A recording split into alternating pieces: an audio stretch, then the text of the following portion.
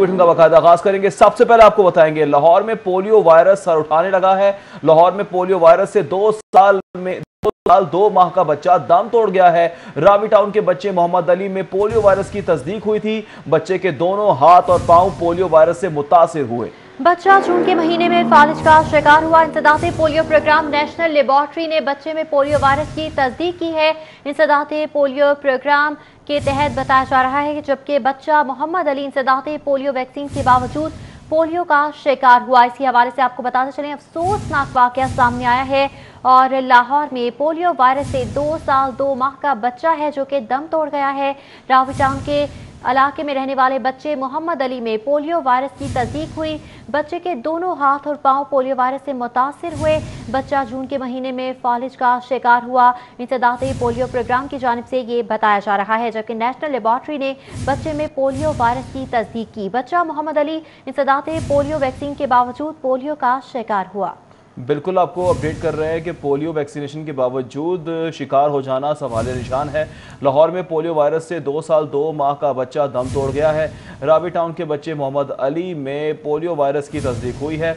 बच्चे के दोनों हाथ पांव पोलियो वायरस से मुतासिर हुए। बच्चा जून के महीने में फालिज का शिकार हुआ और इंसदादे पोलियो प्रोग्राम नेशनल लेबॉर्ट्री ने बच्चे में पोलियो वायरस की तस्दीक की। इंसदादे पोलियो प्रोग्राम बच्चा मोहम्मद अली इंसदादे पोलियो वैक्सीन के बावजूद पोलियो का शिकार हुआ है। ये एक सवालिया निशान लग गया है। वैक्सीनेशन के बावजूद इस तरह से केसेस रिपोर्ट होना और लाहौर में पोलियो वायरस से 2 साल 2 माह का बच्चा दम तोड़ गया है। जी बिल्कुल, रावी टाउन के इलाके में बच्चे मोहम्मद अली में पोलियो वायरस की तस्दीक हुई, जबकि बताया जा रहा है बच्चे के दोनों हाथ और पांव पोलियो वायरस से मुतासिर हुए और बच्चा जून के महीने में फालिज का शिकार हुआ, जबकि बच्चा दम तोड़ चुका है। नेशनल लेबॉर्ट्री ने बच्चे में पोलियो वायरस की तस्दीक की है, ऐसा बताया जा रहा है। बच्चा मोहम्मद अली इंसदाते पोलियो वैक्सीन के बावजूद पोलियो का शिकार हुआ है। लाहौर में पोलियो वायरस से 2 साल 2 माह का बच्चा मोहम्मद अली है जो कि दम तोड़ चुका है। बच्चे में पोलियो वायरस की तस्दीक हुई। बताया ये भी जा रहा है कि पोलियो वायरस की बचाव की वैक्सीनेशन भी बच्चे को दी जा रही थी, मगर उसके बावजूद ये बच्चा जो है वो पोलियो वायरस का शिकार हुआ और अब वो अपनी जिंदगी की बाजी हार चुका है। 2 साल 2 माह का ये बच्चा है मोहम्मद अली, जिसमें पोलियो वायरस का मर्ज जो है उसे वो लाहक हुआ है और उसके बाद उसे फालिज का अटैक भी हुआ, जबकि बताया जा रहा है कि उसे वैक्सीनेशन भी दी गई थी। नाज़रीन आपको बता रहे हैं अफसोसनाक खबर है। लाहौर में पोलियो वायरस से 2 साल 2 माह का बच्चा दम तोड़ गया है। रावी टाउन के बच्चे मोहम्मद अली में पोलियो वायरस की तस्दीक हुई है। बच्चे के दोनों हाथ और पांव पोलियो वायरस से मुतासिर हुए हैं। बच्चा जून के महीने में फालिज का शिकार हुआ, जबकि नेशनल लेबॉर्ट्री ने बच्चे में पोलियो वायरस की तस्दीक की है। बच्चा मोहम्मद अली इंसदादे पोलियो वैक्सीन के बावजूद पोलियो का शिकार हुआ है। हमारे साथ मौजूद हैं senior health reporter Zahid Chaudhary. Zahid Chaudhary साहब बताएगा, बच्चे को बताया जा रहा है कि पोलियो वैक्सीनेशन भी मुकम्मल दी गई है, तो ये पोलियो कैसे हो गया? जी बिल्कुल, ये जो शहर में 2020 के दौरान जो है वो पोलियो वायरस का शिकार होने वाला ये पहला बच्चा है जो ना सिर्फ जिसमें पोलियो वायरस की जो है वो तस्दीक की गई, बल्कि इसके साथ साथ ये बच्चा जिंदगी की बाजी भी हार गया है। रावी टाउन के रहायशी ये 26 माह का मोहम्मद अली जिसमें पोलियो वायरस की तस्दीक हुई और इसके साथ ही इस बच्चे की 10 जुलाई को जो है ये इसकी मौत वाक़या हुई। ये जिंदगी की बाजी भी हार गया और पोलियो वायरस की तस्दीक जो है वो कौमी इदारा सेहत की जानिब से उसकी बात की गई है और आज उसकी कंफर्मेशन आई है सामने। इस बच्चे के हवाले से जो ज़राए हैं उनका कहना है कि इसको पोलियो वैक्सीन भी दी गई थी और इसकी वैक्सीनेशन हो रही थी। इसको इंजेक्टेबल पोलियो वैक्सीन जिसको बहुत मौसर करार दिया जाता है वो भी लग चुकी थी और इसके साथ साथ मुतअद्दिद बार इसको ऑरल पोलियो ड्रॉप्स जो हैं वो भी पिलाए गए थे जो कतरों की शक्ल में, लेकिन इसके बावजूद ये बच्चा जो है वो पोलियो वायरस में मुब्तला हुआ। इसके बावजूद बच्चा पोलियो वायरस में मुब्तला हुआ है। जाहिद चौधरी हमें तफसीलात से कर रहे थे, बहुत शुक्रिया आपका।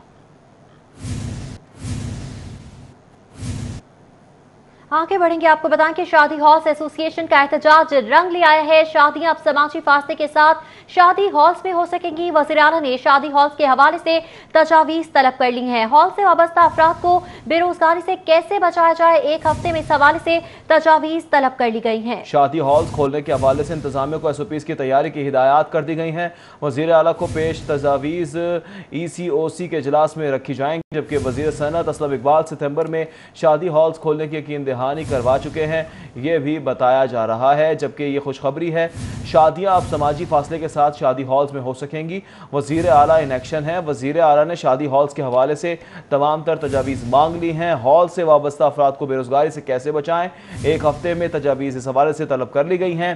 शादी हॉल्स खोलने के हवाले से इंतजामिया को SOPs की तैयारी की भी हिदायत जारी कर दी गई हैं। वज़ीर आला को पेश तजावीज़ NCOC के इजलास में रखी जाएंगी। वज़ीर सनअत असलम इकबाल सितंबर में शादी हॉल्स खोलने की यकीन दहानी करवा चुके हैं। जी हाँ, इस हवाले से इससे कबल भी यकीन दहानी करवा दी गई थी कि सितंबर में शादी हॉल्स खोल दिए जाएंगे। शादी हॉल्स मालिकान की जानिब से एहतजाज भी रिकॉर्ड करवाया गया और ऐसा महसूस होता है कि उनकी काविशें रंग ले आई हैं, क्योंकि वज़ीर आला की जानिब से इस हवाले से इक़दामात उठाने की हिदायत जारी कर दी गई है। खबर से खबर का सिलसिला जोड़ेंगे इस ब्रेक के बाद। Welcome back. स्पीकर से US ग्रुप के CEO मियां मोहम्मद हसन के वफ्द के हमरा मुलाकात। Chairman US group Javed Ashraf Bhatti भी मुलाकात में मौजूद रहे। नामूसे रिसालत सल्लल्लाहु अलैहि वसल्लम पर हमारी जान भी कुर्बान है, चौधरी परवेज इलाही की जानिब से इन ख्यालात का इजहार किया गया। तहफ़्फ़ुज़ नामूसे रिसालत सल्लल्लाहु अलैहि वसल्लम हमारे दीन की बुनियाद है। स्पीकर पंजाब असम्बली कहते हैं कि दीनी कुतुब को उलमा बोर्ड से मंजूरी से मशरूत करना अहसन इक़दाम है। मियां मोहम्मद हसन ने कहा कि स्पीकर की मुस्लिम उम्मा के लिए खिदमत कभी फरामोश नहीं की जा सकती। मज़ीद मुलाकात में क्या कुछ हुआ, किन उमूर पर तबादला ख्याल किया गया, जान लेते हैं अली अकबर से। जी अली अकबर। जी, स्पीकर पंजाब असम्बली चौधरी परवेज इलाही से US ग्रुप के CEO अशरफ जुवैद भट्टी और मियां मोहम्मद एहसन ने जो है मुलाकात की है। इस मुलाकात में राशिक अलाई समेत दीगर भी मौजूद थे। मुलाकात में स्पीकर पंजाब असम्बली चौधरी परवेज इलाही की जानिब से वक्त को जो है पंजाब असम्बली में अब तक नामूसे रिसालत के हवाले से जो करारदादें पास हुई और जो कानून साजी की गई है उस पर तफसीली ब्रीफिंग दी गई है। जबकि स्पीकर की जानिब से ये भी बताया गया कि जो कुतुब का इशू आ रहा था जिसमें जो है वो गैर मुनासिब जो है वो प्रिंटिंग जो की जा रही थी कुतुब के हवाले से, उसके ऊपर भी काम जारी है। जबकि स्पीकर पंजाब असम्बली ने ये भी उनको बताया है कि पंजाब असम्बली में इस तरह से कानून साजी की जा रही है कि आइंदा जो है किसी भी पब्लिशर को इजाज़त नहीं दी जा सकेगी कि वो बगैर किसी अप्रूवल के और ख़ासतौर पर जो कुरान अकेडमी और उलमा का जो बोर्ड है उसके इजाज़त के बगैर जो है किसी किस्म की किताब पब्लिश कर सके। इस मौका पर जो है वो स्पीकर पंजाब असम्बली चौधरी परवेज इलाही का ये भी कहना था कि नामूसे रिसालत पर हमारी जानें भी कुर्बान। उनका ये कहना था कि किसी भी सूरत जो है नामूसे रिसालत के ऊपर जो है किसी किस्म का कोई समझौता नहीं हो सकता। जी, कोई समझौता नहीं किया जाएगा। अली अकबर, बहुत शुक्रिया आपका।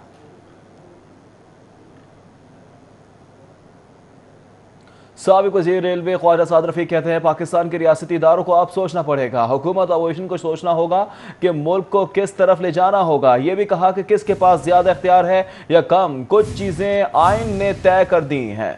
उन्होंने कहा कि आइन की इज्जत और हकीकत को भी तस्लीम करना होगा। हर कोई सोचता है कि जिम्मेदारी पड़ी तो कैसे चलाएगा। -1 के हवाले से इत्तला वज़ीर आज़म वज़रा से मिल रही है। ख्वाजा साद रफ़ीक ने मजीद क्या कहा, आप भी सुनिए। कि वफाकी वज़रा ही -+ पे बातें कर रहे हैं, कोई -1 की बात कर रहा है, कोई -3 की बात कर रहा है। तो इसका मतलब हम ये समझते हैं, चूँकि हुक्मरान ज़्यादा बाखबर होते हैं, उन्हें अपने गिरदो पेश की खबर होती है क्या हो रहा है, तो उन्हें मालूम होगा कि खुड़बुड़ हो रही है या क्या मामला चल रहा है। तो ये पहली हुकूमत देखी है जो ख़ुद ही अपनी जाने की बातें भी कर रही है और माइनस होने की बातें भी कर रही है। रह गया मसले का हल क्या है। मसला गंभीर हो गया है। मसला गंभीर इसलिए हो गया है कि जहाँ पाकिस्तान को इन्होंने ला के फंसा दिया है, वहाँ से निकालना अब इतना आसान काम नहीं है। अब सोचना पड़ेगा पाकिस्तान के रियासती अदारों को, पाकिस्तान की जुडिशरी को भी, इस्टेब्लिशमेंट को भी, अपोजिशन को भी, हुकूमत को भी, कि हमने मुल्क को किस तरफ लेके जाना है। और अगर हमने कोई सिमत मुतय्यन करनी है पाकिस्तान की, तो फिर अपने ग्रोही मुफादात से ऊपर उठ के सोचना पड़ेगा। वतू में चलती रही। इलेक्शन कमीशन ने सियासी जमातों की अपडेट फहरिस्त जारी कर दी। मुल्क में रजिस्टर्ड सियासी जमातों की तादाद 126 हो गई। रिपोर्ट कर रहे हैं कज़ाफी पट। इलेक्शन कमीशन की जारी करदा फहरिस्त के मुताबिक हुक्मरान जमात पाकिस्तान तहरीके इंसाफ इलेक्शन कमीशन में 97 नंबर पर, नवाज शरीफ की मुस्लिम लीग नून 80 और बिलावल भुट्टो की पाकिस्तान पीपल्स पार्टी 87वें नंबर पर है। साबिक सदर आसिफ अली जरदारी की पीपल्स पार्टी पार्लियामेंटेरियन का 79वां नंबर है। पाकिस्तान मुस्लिम लीग कायदे आजम 77वें और मौलाना फजलुर रहमान की जमीयत उलमा इस्लाम फे 33वें नंबर पर है। फहरिस्त में प्रोफेसर साजिद मीर की मरकजी जमीयत अहले हदीस इलेक्शन कमीशन में 40वें और जमात इस्लामी का 30वां नंबर है। गजाफी बट सिटी 42। खबरें और भी हैं, शामिल करेंगे ब्रेक के बाद। हमारे साथ रहिएगा। वेलकम बैक नाज़रीन। हुकूमत ने PCS अफसरान को ग्रेड 21 में तरक्की दे दी है। आपको बताएं, तरक्की पाने वालों में सेक्रेटरी रेगुलेशन अहमद अली कंबो शामिल हैं। Secretary special education Javed Iqbal Bukhari तरक्की पाने वालों में ही शामिल है। सेक्रेटरी सूबाई मोहतसिब एजाज अहमद चौधरी, खालिद शेख, अहमद अली जफर भी तरक्की पाने वालों में शामिल हैं। मुमताज जाहिद, वसीम रजा जाफरी तरक्की पाने वालों में शामिल हैं। महकमा SNGAD ने तरक्की पर अमल दरामद की समरी इरसाल कर दी है। तफसीलात जानेंगे कैसर खोखर से। जी कैसर, बताइएगा। जी, हुकूमत पंजाब ने 7 PCS अफसरान को ग्रेड 20 से ग्रेड 21 में तरक्की दे दी है। जिन PCS अफसरान की ग्रेड 21 में तरक्की हुई है, इनमें स्पेशल सेक्रेटरी स्पेशल एजुकेशन का secretary Javed Iqbal Bukhari, secretary regulation Ahmed Ali Kamboh, Khalid Sheikh, Ahmed Ali Zafar, Mumtaz Zahid, Waseem Raza Jafri और एजाज अहमद चौधरी शामिल है। महकमा SNGAD ने अफसरान की तरक्की के लिए, अमल दरामद के लिए और इनको ग्रेड 21 की तकरीर के मुताबिक पोस्टिंग देने के लिए समरी जो है वो मंजूरी के लिए वज़ीर आला पंजाब को अरसाल कर दी है। ये तरक्की का फैसला चीफ सेक्रेटरी पंजाब की ज़ेर सदारत हुआ सेक्रेटरी ने इनको प्रमोशन दी है। चीफ सेक्रेटरी ने इनको प्रमोशन दी है। बहुत शुक्रिया कैसर खोकर। कमिश्नर लाहौर आसिफ बिलाल लोधी की चार्ज संभालने के बाद सिटी 42 से खुसूसी गुफ्तगू तरजीहात वज़ा कर दी हैं। कहते हैं महंगाई पर काबू पाना, मानसून के दौरान शहर में निकासी आपको यकीनी बनाना तरजीहात में शामिल है। मजीद क्या तरजीहात होंगी जान लेते हैं दुरे नायाब से। जी दुरे नायाब। जी, हुकूमत पंजाब ने गुज़िश्ता रोज़ ग्रेड 20 के सीनियर अफसर आसिफ बिलाल लोधी को कमिश्नर लाहौर डिवीज़न तैनात किया था। कल ही उन्होंने चार्ज संभाला। आज सुबह से वो दफ्तर में अपने मामूलात का जो दफ्तरी अमूर हैं उनको निपटा रहे हैं और इस हवाले से वो हमारे साथ मौजूद हैं। उनसे जानते हैं कि इस वक्त कोरोना की जब सूरत हाल है, उसके बाद बड़ी ईद आ रही है, ईद उल अज़हा के दौरान मवेशी मंडियों की सूरत हाल है, फिर रिंग रोड के जैसे बड़े प्रोजेक्ट हैं, जिम्मेदारियों को दोबारा से निभाएंगे। आप पहले भी यहाँ पे काम कर चुके हैं, मज़ीद अल्लाह ताला ने आपको मौका दिया है, प्रायोरिटीज़ क्या होंगी? औज़ुबिल्लाहि बिस्मिल्लाहिर्रहमानिर्रहीम। सबसे पहले तो मैं आपका शुक्रगुज़ार हूँ चैनल का भी कि आपने मौका दिया बात करने का। नेचुरली इस वक्त इमीडिएट जो हमारे पास एक थ्रेट है, एक हेल्थ क्राइसिस है कोरोना के हवाले से। कोविड-19 का एक प्रॉब्लम चल रही है, तो हम कोशिश कर रहे हैं उसको डील करने की और इंशाल्लाह जो हुकूमती SOPs हैं उसके मुताबिक हम चलेंगे। ईद का फंक्शन आ रहा है, लास्ट ईद के ऊपर कुछ लोगों की रिजर्वेशन थी शायद मैनेजमेंट के हवाले से, लेकिन इस दफ़ा इंशाल्लाह अब देखेंगे हम कि स्ट्रिक्ट किस्म के SOPs होंगे और हम बिल्कुल चांस नहीं लेना चाहते। इंसानी ज़िंदगियाँ किसी भी चीज़ से ज़्यादा इंपॉर्टेंट होती हैं, तो इस दफ़ा बकरा ईद के हवाले से वो पूरे SOPs जो डिसाइड हुए हैं आज ही इंशाल्लाह हम उसको डिस्कस भी करेंगे, विज़िट्स भी होंगे तो उसको रिजॉल्व करेंगे। दूसरा इस वक्त जो मुझे इशू नज़र आ रहा है वो हमारे जो प्राइसेस का है। नेचुरली आम आदमी को आटा, चीनी ये उसकी बेसिक ज़रूरत है, तो सबसे पहले तो इसके ऊपर इसको फोकस करने की ज़रूरत है। इंशाल्लाह एडमिनिस्ट्रेशन, डिवीज़नल एडमिनिस्ट्रेशन पूरी एफ़र्ट करेगी कि किसी भी सूरत, हम खुद जाएंगे, आप देखेंगे हम खुद बाज़ारों में जाएंगे, कि सुनी सुनाई बातों के ऊपर नहीं चलना। इंशाल्लाह एफ़र्ट पूरी करेंगे, खुलूस दिल से करेंगे। रिज़ल्ट अल्लाह की ज़ात देने वाली है और आप लोगों को भी अंदाज़ा हो जाएगा। आसिफ बिलाल लोधी साहब कमिश्नर लाहौर डिवीज़न हमारे साथ थे, बहुत खुल के उन्होंने प्रायोरिटीज़ पर बात की और बहुत अच्छी उन्होंने बातें की कि खुशखबरियाँ भी देंगे, लेकिन हेल्थ पहले, हेल्थ के बाद सब कुछ, और उसके बाद जिन सारे उनको खुशसूबी से निपटाने की कोशिश भी करेंगे। ठीक है दुरे नायाब, बहुत शुक्रिया आपका। साबिक फौजियों की पुलिस में मुलाजमत मुस्तकिल ना करने के खिलाफ दरख्वास्तें मुस्तरद कर दी गई हैं। अदालत ने फरीकैन के तफसीली दलाल सुनने के बाद तमाम दरख्वास्तें मुस्तरद कर दी। जस्टिस शम्स महमूद मिर्जा ने मोहम्मद अशरफ समेत दीगर दरख्वास्तों पर समाअत की। साबिक फौजियों को कानून के मुताबिक मुलाजमत से बरतरफ किया गया। सरकारी वकील की जानिब से ये बताया जा रहा है साबिक फौजियों की पुलिस में मुलाजमत मुस्तकिल न करने के खिलाफ दरख्वास्तें मुस्तरद कर दी गई हैं। अदालत ने फरीकैन के तफसीली दलाल सुनने के बाद तमाम दरख्वास्तें मुस्तरद कर दी।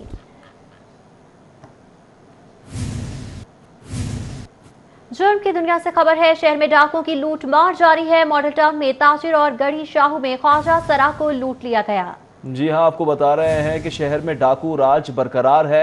लूट मार का सिलसिला जारी है। एक जानिब ताजिर लुटा तो दूसरी जानिब ख्वाजा सिरा को लूट लिया गया। मॉडल टाउन में ताजिर और गड़ी शाहों में ख्वाजा सिरा को लूट लिया गया है। मजीद तफसीलात जानेंगे इरफान मलिक से। इरफान बताएगा दोनों वाकयात कैसे रुनुमा हुए और अब तक पुलिस की जानिब से क्या कार्रवाइयां की गई हैं। जी बिल्कुल, आपको बताएं कि शहर में डाकों की लूट मार का सिलसिला जारी है और इसी सिलसिले में ख्वाजा सरा है वो भी गैर महफूज हैं। गड़ी शाह इलाके में ख्वाजा सरा के घर के अंदर वारदात हुई और वारदात में 3 डाकू असले के जोर पे ख्वाजा सरा के घर में दाखिल हुए और घर से 10 तोले तलाई जेवरात और 12 लाख रुपया नकदी समेत 4 जो कीमती मोबाइल थे ये डाकू लूट के फरार हो गए हैं। इसमें आपको बताएं कि पुलिस ने वाक़े की इतला के ऊपर मौके पर पहुंची है और मौके से शवाहिद इकट्ठे करने शुरू किए, जबकि ख्वाजा सरा का कहना था कि हालात की वजह से उसके पास पहले ही पैसे मौजूद नहीं थे और उसने जो पैसे इकट्ठे किए हुए थे डाकू उसमें लूट मार करके फ़रार हुए और पुलिस अब तक मुल्ज़िमान को गिरफ्तार करने में नाकाम रही है।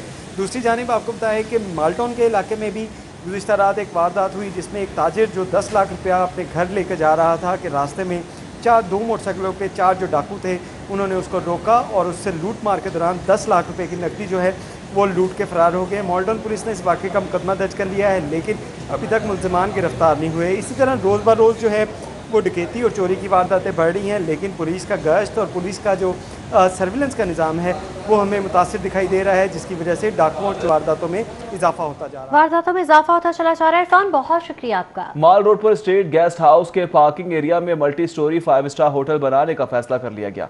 वजारत खारिजा ने चीफ सेक्रेटरी को बिल्डिंग प्लान और लैंड यूज कन्वर्जन के लिए मुरासला जारी कर दिया है।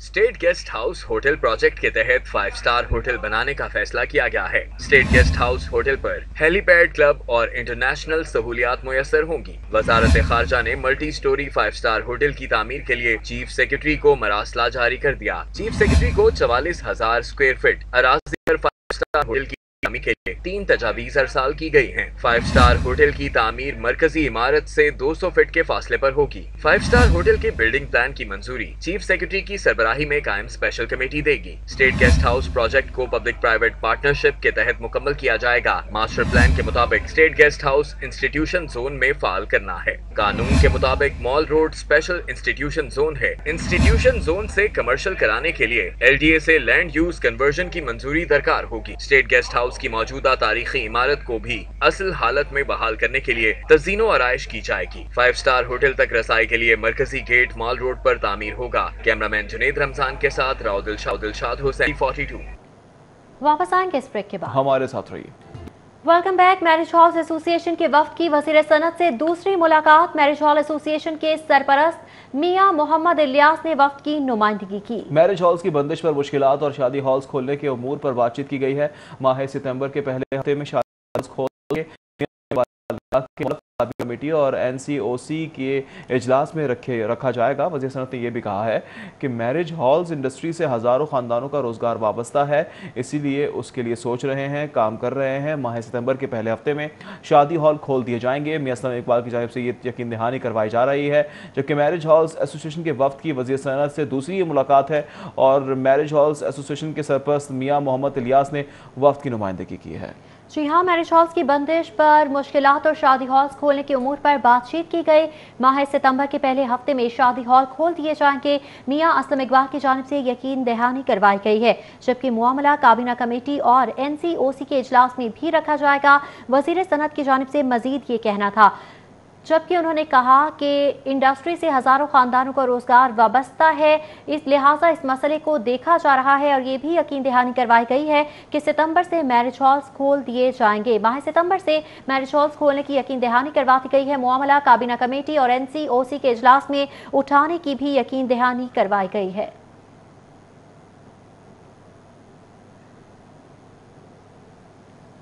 बिजनेस कम्युनिटी के लिए बड़ी खबर आई है। सेक्रेटरी एक्साइज वजीउल्लाह कुंडी और DG एक्साइज मसूदुल हक की सदर लाहौर चैम्बर इरफान इकबाल शेख से मुलाकात हुई है।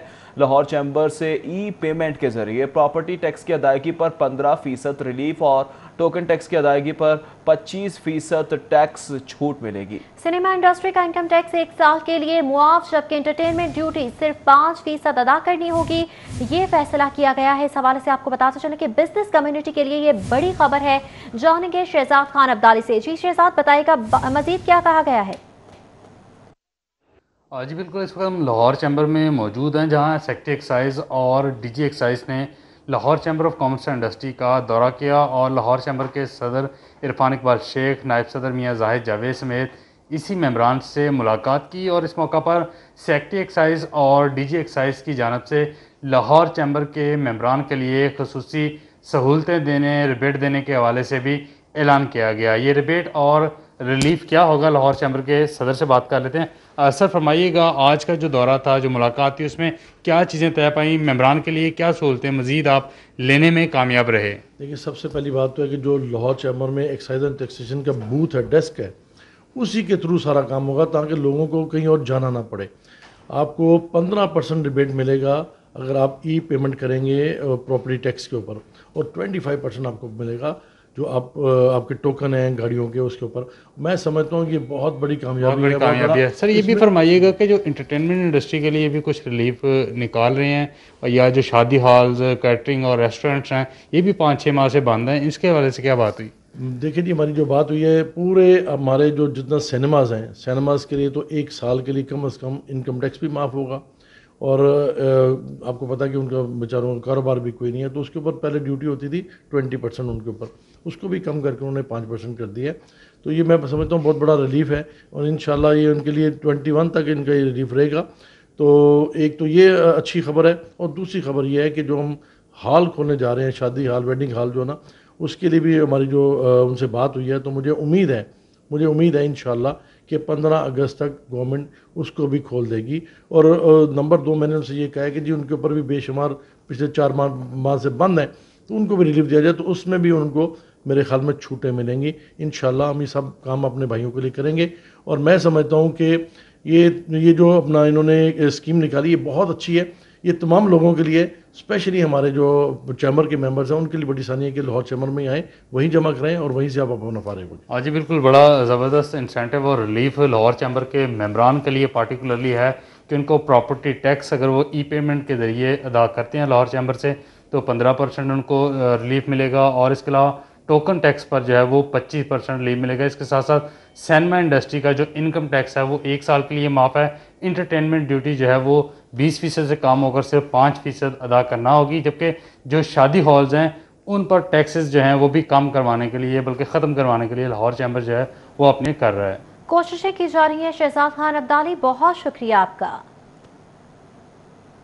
महकमा खज़ाना पंजाब ने वफाक से नए माली साल में नेट हाइडल प्रॉफिट पर बकाया जात की मद में 10 अरब रुपए मांग लिए हैं। नेट हाइडल प्रॉफिट की मद में वफाक के ज़िम्मे 40 अरब रुपए के फंड्स हैं। तफसीलात जानेंगे अली रामे से। जी अली, बताइएगा। की तरफ से मैं वफाक से रब्ता किया गया कि नेट हाइडल प्रॉफिट की मद में जो उनके शेयर्स हैं और उनके जो वाजिब अदा रकम है वो फौरी तौर पर अदा की जाए, क्योंकि इस पर ज़राए के मुताबिक बताया जा रहा है कि पंजाब पर माली बहरान का दबाव बहुत ज़्यादा बढ़ता जा रहा है, और इस पर हुकूमत पंजाब की तरफ से हतुल की कोशिश की जा रही है कि उनके जो बकाया जात हैं वो फौरी तौर पर वफाक से ले लिए जाए। तो इससे कबल देखा जाए कि 40 अरब रुपये के बकाया जात वाली साल के दौरान वफाक की तरफ से वो भी कम मुख्तस किया गया बजट में। हालांकि महकमा खजाना पंजाब के ज़राए के मुताबिक डिमांड उनकी 20 बिलियन तक थी, जो कि 10 अरब से फिर 5 अरब की गई। लेकिन अब महकमा खजाना ने पंजाब ने अपील किया है वफाक से कि फौरी तौर पर जो नेट हाइडल प्रॉफिट की मद में वफाक के ज़िम्मे पंजाब के फ़ंड हैं वो फौरी तौर पर रिलीज़ किए जाएँ। और ये कुछ शेयर्स होते हैं, टैक्स की मद में शेयर्स होते हैं जो कि पंजाब हुकूमत पे करती है, और उसी की मद में उनको नेट हाइडल प्रॉफिट की मद में बजट जो है वो रिलीज़ होता है। अब इस पर महकमा खजाना पंजाब ने सदा की कि फौरी तौर पर यह रिलीज़ किया जाए, क्योंकि पंजाब के पास बजट जो है वो बहुत कम है, और नए माली जो फर्स्ट। ठीक है अली रामे, बहुत शुक्रिया। शहरी सस्ती चीनी और आटे के लिए ख्वार हो गए। शहर के यूटिलिटी स्टोर्स पर आटे और चीनी की किल्लत बदस्तूर बरकरार रही, जबकि ओपन मार्केट में भी आवाम को सस्ती चीनी और आटा दस्तयाब ही नहीं है। इस हवाले से मजीद जान लेते हैं हसन अली से। जी हसन। बिल्कुल, एक तरफ तो शहर में आटे की किल्लत जो है वो बदस्तूर बरकरार है, और शहर के मुख्तलिफ इलाकों में जो आटा है जो कि हुकूमत की जानिब से जिसकी कीमत 800 860 रुपये जो है वो मुकर्रर की गई 20 किलो थैले की, वो फराहम नहीं किया जा रहा। तो इसके साथ साथ यूटिलिटी स्टोर्स पर भी आटे और चीनी की किल्लत जो है वो बदस्तूर बरकरार है और शहर के बेशतर जो यूटिलिटी स्टोर्स हैं वहाँ पे ना तो आटा फराहम किया जा रहा है और ना ही चीनी फराहम की जा रही है, जिसकी वजह से अवाम सस्ते दामों आटा और चीनी के हसूल में जो है उनको मुश्किलात का सामना। इसी वाले से मज़ीद बात करेंगे। यहाँ पे मेरे साथ एक शहरी जो है मौजूद हैं। जी, आप आए हैं यूटिलिटी स्टोर पे, क्या सूरत हाल है? आटा नहीं है, चीनी नहीं है? जी सर, कहीं भी तो मिल नहीं रहा, कहीं भी कह रहे हैं कि हम इधर 70 रुपये में देंगे, तो इधर है ही नहीं। 3-4 दफ़ा जगह भी लगा दी है लेकिन मिल नहीं रही और हुकूमत की तरफ कोई रिस्पॉन्स वगैरह नहीं है। नथिंग है, सब कुछ बिल्कुल सब गलत है। बाहर मार्केट में क्या सूरत हाल है? आटा और चीनी मिल रही है बाहर मार्केट में? बाहर भी ऐसा ही है, कोई अपने दामों में बेच रहा है, ज़्यादा दाम दे रहा वो, और वो नहीं। बहुत शुक्रिया जी। जैसे कि मेरे साथ यहाँ पे एक शहरी जो है मौजूद थे, उनका यही कहना था कि बाहर भी जो है वो आटा नहीं दस्तयाब, जहाँ पे दस्तयाब है वहाँ पे मनमानी कीमतें जो हैं वसूल की जा रही हैं। इसी तरह से चीनी की कीमत जो कि हुकूमत की जानिब से 70 रुपये मुकर्रर की गई, लेकिन अब भी शहर के मुख्तलिफ इलाकों में चीनी जो है वो 85 रुपये तक फ़रोख्त की जा रही है, जबकि सस्ती चीनी और सस्ता आटा जो कि यूटिलिटी स्टोर्स पर फराहम किया जा रहा था वो भी फराहम नहीं हो रहा। इसके साथ साथ जो दूसरी तरफ हुकूमत पंजाब की जानिब से सरकारी गंदम का कोटा फ्लोर मिल्स को आटा चीनी दस्तयाब ही नहीं है। हसन अली, बहुत शुक्रिया। न्यूज़ स्टूडियो से फिल वक्त इतना। मज़ीद खबरों से बाखबर रहने के लिए देखते रहें सिटी 42।